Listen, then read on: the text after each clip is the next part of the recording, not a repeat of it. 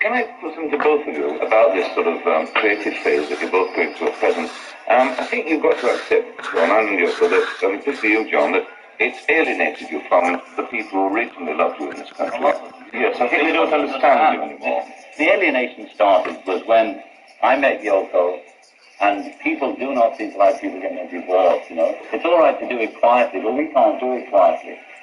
And so everybody had this impression that, you know, John's gone crazy. But all I did was fall in love, like a lot of people do who are already married, who married somebody very young, you know. You see, we're not superhuman, and we really get hurt by abuse. We don't mind criticism of our work or art. But, I mean, the British press actually called Yoko ugly in the papers, and I've never seen that about any woman or man.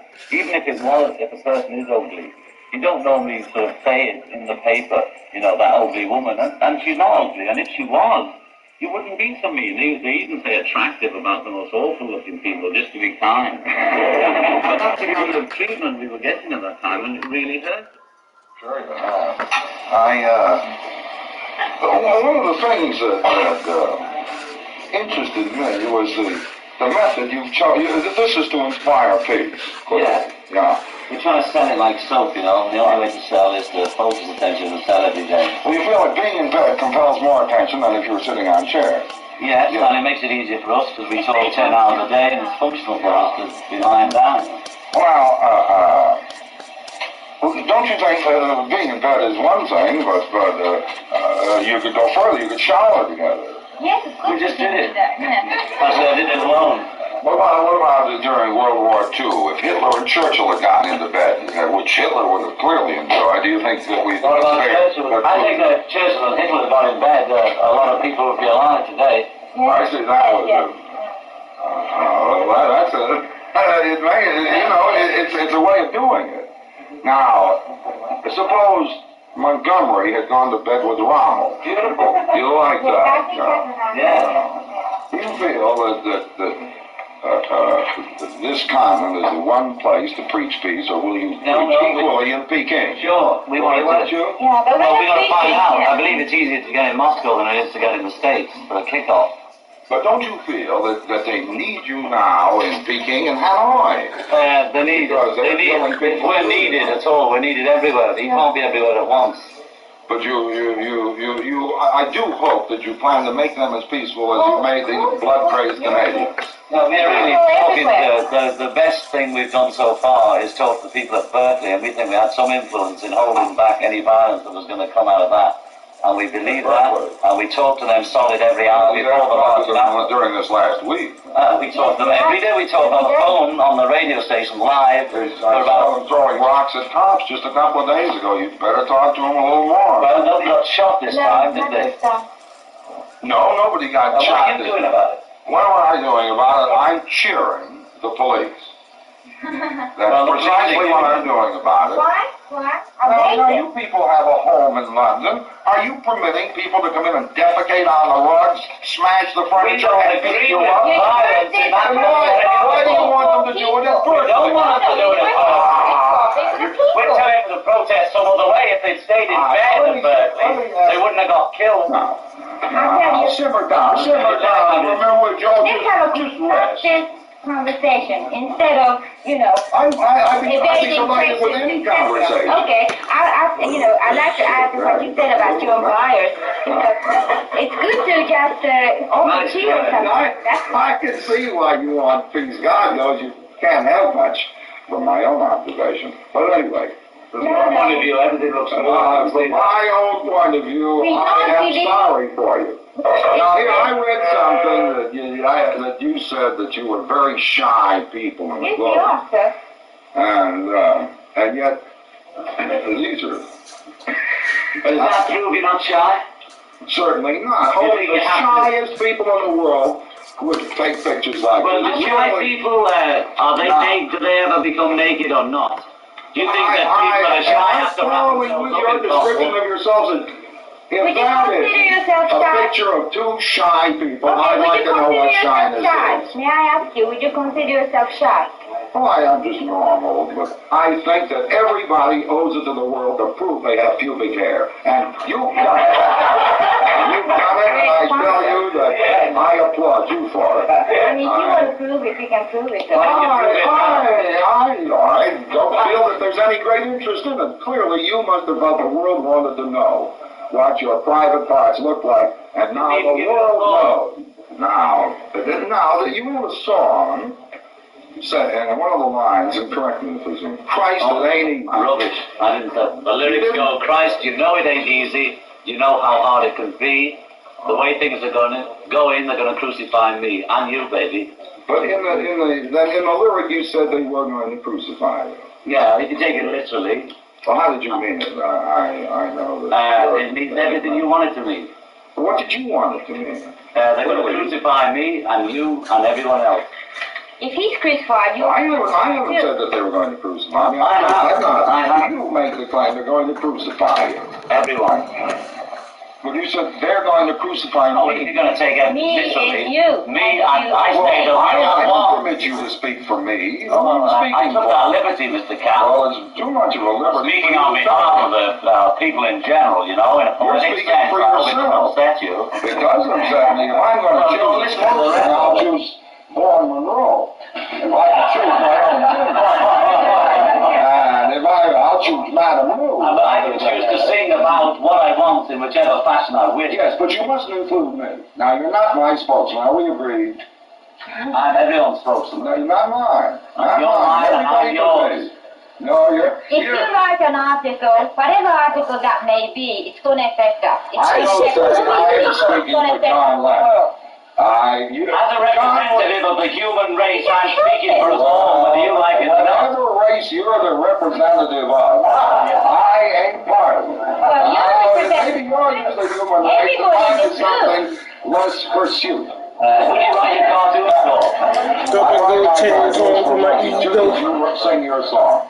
Exactly the same reason. Yeah. And exactly the same reason much of this is happening too, if the truth be told. But if Do you think I couldn't earn money by some other way, by sitting in bed for 7 days, taking shit from people like you? I could write a song in an hour and earn more money. Now, look here. Now, don't say this. You got into bed so people like me... Yeah, right. Not for money. That's what you're saying. It won't do you any real harm.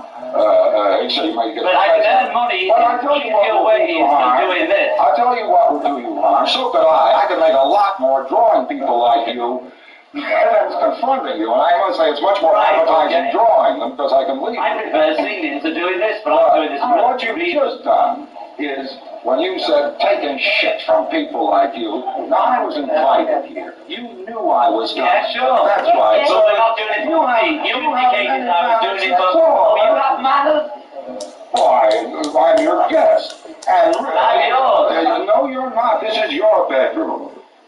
But now, I made some note about it.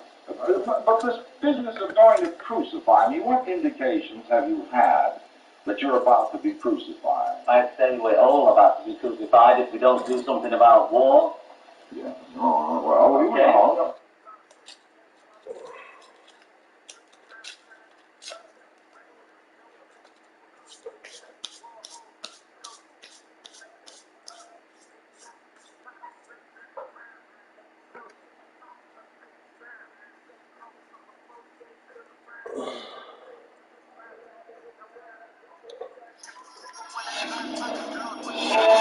Do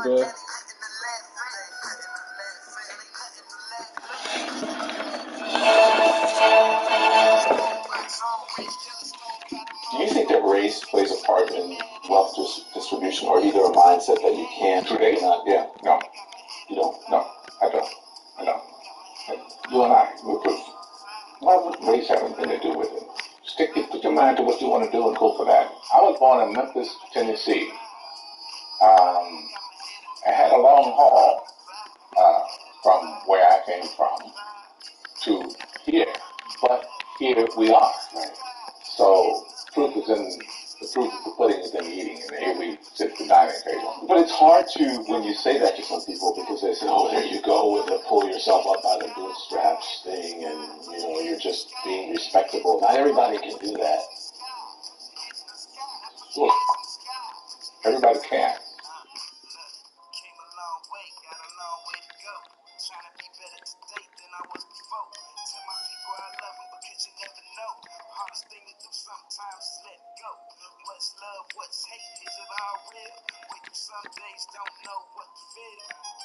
The whole thing, especially the president and Democrats aren't talking about income inequality, and that's basically what, when you talk about the richest 85 people on the planet, right? Yeah. It's income inequality.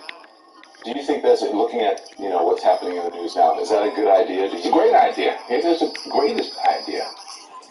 We have a much more vibrant society when we don't have such a vast chasm between the haves and the have-nots. We need that middle ground that we call the middle class, the people who buy everything, people who use the products that the rich are creating, if they're creating anything other than right? So it's what's happening with the Chinese economy right now. They're changing their whole outlook because they need consumers. And without a middle class, you're not going to have consumers. You're not going to have it at the level that we normally would have it. So can I go back to, because I thought what you said was fascinating, because you called it bull when you said people can't, pull themselves up. Do you think that race plays a part in wealth distribution, or either a mindset that you can't? Today? Yeah. No. You don't? No, I don't. You and I, we're proof. Why would race have anything to do with it? Put your mind to what you want to do and go for that. It's kind of like religion to me. It's a good excuse for not getting there. I said, and it's probably getting me in trouble, but I said to some of my colleagues recently saying, so I know that it's an issue, but it seems like every single day on television I'm talking about race. I get so tired of talking about it. I want to just go, this is over, can we move on? And if you talk about it, it exists. It's not like it exists and we refuse to talk about it, but making it a bigger issue than it needs to be is probably where. So I understand you recently had a birthday. You're 27? No. Got that on 37. 37. We have a little surprise for you. Can we get it? There you go. Oh, no. That's more like it. There you go.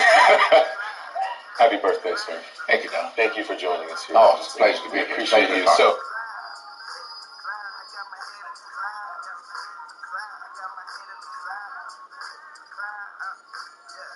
what's your reaction to Kaepernick's protests? Yeah, going right back against this man. It's the man's decisions, man. Respect the man's decision. That's how I can. I have no opinion on it because the things I'm not into it enough to even give an opinion. So when he did it, I really didn't even know what. Somebody had to tell me why he was doing it. That's how much I didn't know what was going on. And I kind of still don't. So somebody had to explain to me, like, you kneeling because of the Black Lives Matter thing and because of all that wave or whatever. That whole wave just went by me too fast for me even try to give an opinion. So I just was like, oh, okay. So you're a deep thinker in these issues. So,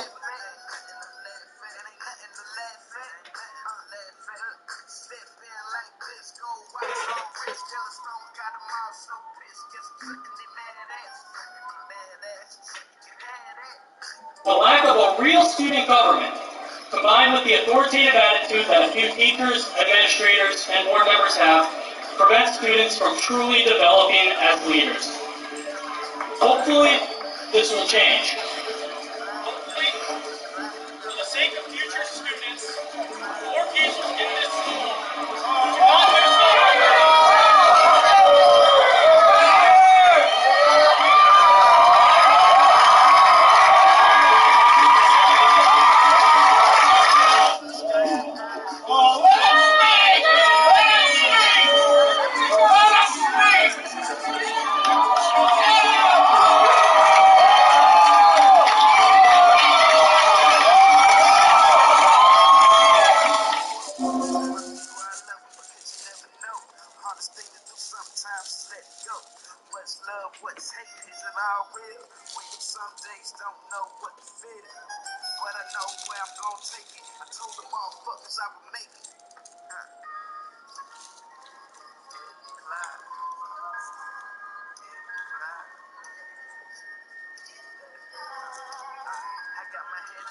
Some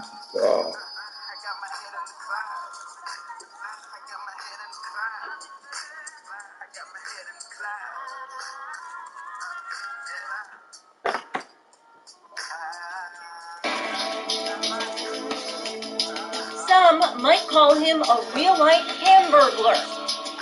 Watch as this apparently hungry guy makes himself a snack in the middle of the night at this Five Guys fast food chain in D.C. He fires up the grill, grabs a spatula, and gets cooking.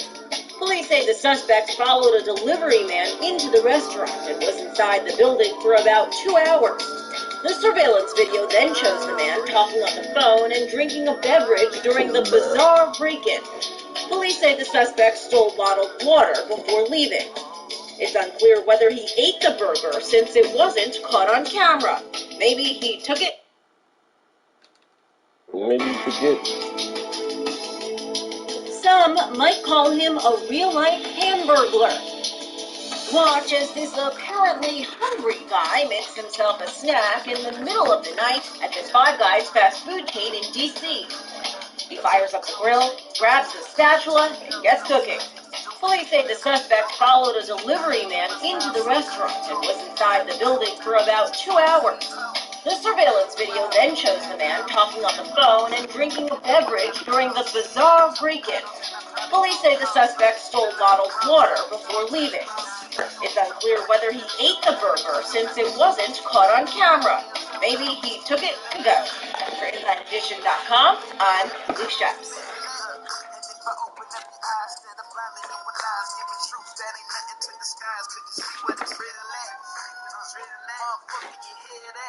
Now on to some nail-biting footage as cops with guns drawn arrive at a doctor's office demanding a physician turn himself in. It turns out the doctor is in a lot of trouble. He is accused of being involved in an Oxycontin ring with members of the Pagans motorcycle gang. In fact, authorities say he even had his wife murdered to keep her quiet. Les Trent has the story. It's a tense scene as cops investigating medical fraud show up at a doctor's office with a search warrant. It's coming now. But when the doctor opens the front door and a detective steps inside, the situation explodes.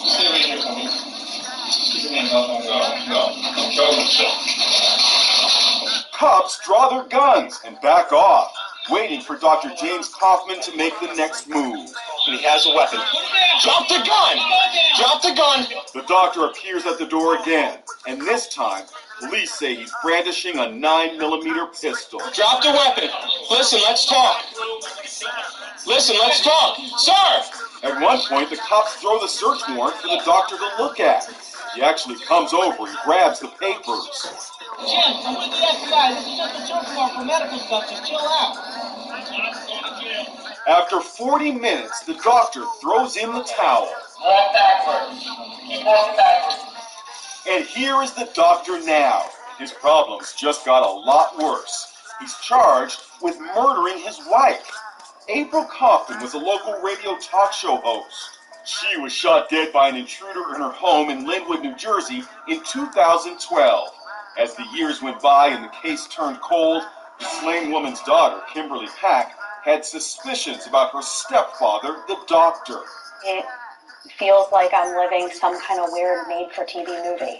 This just doesn't seem real. It doesn't seem right. Authorities now believe the doctor hired a hitman to kill his wife because she was threatening to expose his alleged involvement in an illegal opioid distribution ring. They say he ran it out of his medical office along with members of the notorious Pagans motorcycle gang. This president of a local chapter of the Pagans was also charged in the murder case. He says he's innocent. Prosecutor Damon Tynan. Jim Kaufman was a busy man with his criminal activities. He's sort of a one-man crime spree. Drop the gun! Drop the gun! The doctor has pled not guilty to murdering his wife and to being involved with drug trafficking.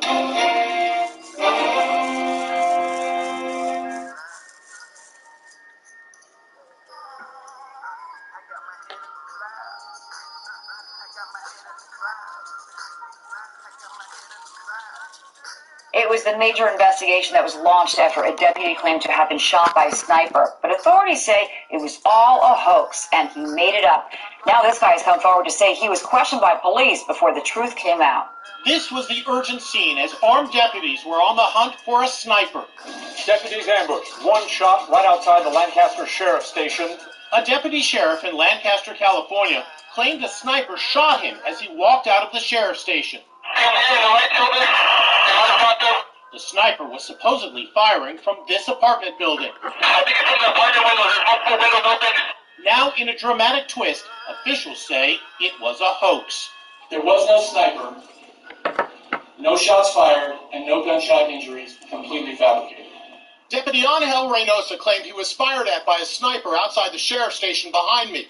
At the time, authorities said his shoulder was grazed by a bullet and 2 holes were ripped in his shirt, and his bulletproof vest saved his life. But now they're revealing a lot about his story didn't add up. There were no bullets found at the scene, and he had no visible injuries. But this man says this was no victimless crime. Actor Kent McGuire, who lives on the 4th floor of the apartment building and specializes in playing cops in TV shows and movies, tells us how real cops came knocking on his door. They took me, detained me. He says investigators ransacked his bedroom looking for evidence, confiscated his BB guns, which he says he uses in acting jobs. They literally just turned the place upside down. McGuire was quickly cleared. He says he's furious that the deputy is now accused of faking a sniper attack. What do you want to say to that officer? That officer can go to hell. I hope he goes to jail for all the trauma that can never be repaid. The deputy has been relieved of duty pending a criminal investigation. No motive was given as to why he made up the story.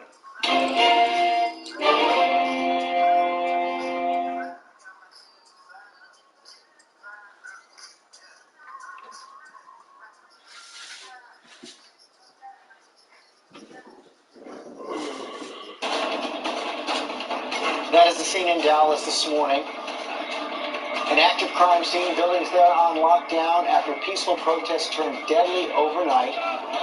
At least 5 officers killed and another 6 others, and a mom who was there with her kids injured. We know at least 2 snipers were involved in the attack. 3 suspects are in custody, and this morning Dallas mourning the loss of those officers' lives. President Obama addressing the shooting hours ago, calling it, quote, a vicious and despicable attack. The nation now trying to come together, make sense of it all. ABC's Philip Minna is on the scene for us again there in Dallas. Philip? Robin, good morning. That peaceful protest was nearly over when the first shots rang out. In the end, 11 officers were shot. 5 of them were killed, police say, by 2 snipers. Now, this morning, 3 people are in custody. One of the alleged snipers who was in a hours-long gun battle with police on the 2nd floor of a local college here. He was shot and killed, but not before he threatened to plant bombs. Said that bombs were planted throughout the downtown area. That obviously caused concern for everyone around here. Chaos for many hours here as police combed this area just to make sure that there were no explosives. And as of this morning, so far police say that no explosives have been found, but this city right now, George, is just grieving.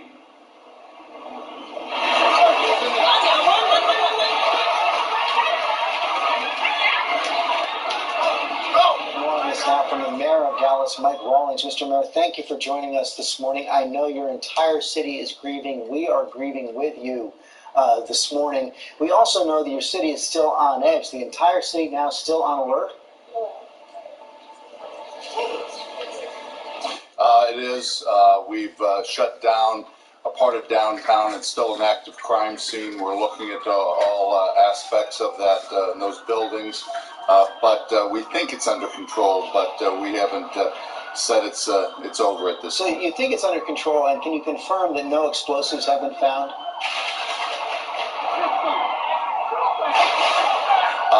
We have swept it, and no explosives have been found. That was threatened by one of the shooters, and fortunately he was bluffing. We didn't have that. Our explosives took him down. He was cornered in a garage and wouldn't give up, and we sent in explosives for that. So that shooter is down, is dead. What more can you tell us about the 3 suspects in custody? Well, I can tell you that they're being pretty tight-lipped at this point, and we are looking at them as suspects and really just objects that we're talking to. We don't know anything more at this point, and we're going to do a thorough investigation to make sure we get to the bottom of it. So you say they're being pretty tight-lipped right now. No indication about their motivations? Not at this point. It's actively being worked, and hopefully every hour we'll gain information, and we'll be talking about it at our press conference. Are you convinced that the 3 people in custody were actually involved in the shooting, and do you think there were others you don't have in custody? Lost in it. Lost in it. Yeah, I'm not convinced of anything yet. We have put together a drag net, if you will, got those individuals, and now we're starting to convince ourselves of where the truth lies. So many more questions to be answered there about the suspects. How about the victims in the hospital? Of course, we are all praying for the families of those who were killed in the line of duty. How about the injured? Anything more on their condition? You know, I was at hospitals last night talking to families, talking to those that were injured, talking to the police officers that were around. We had 2 civilians that were hurt.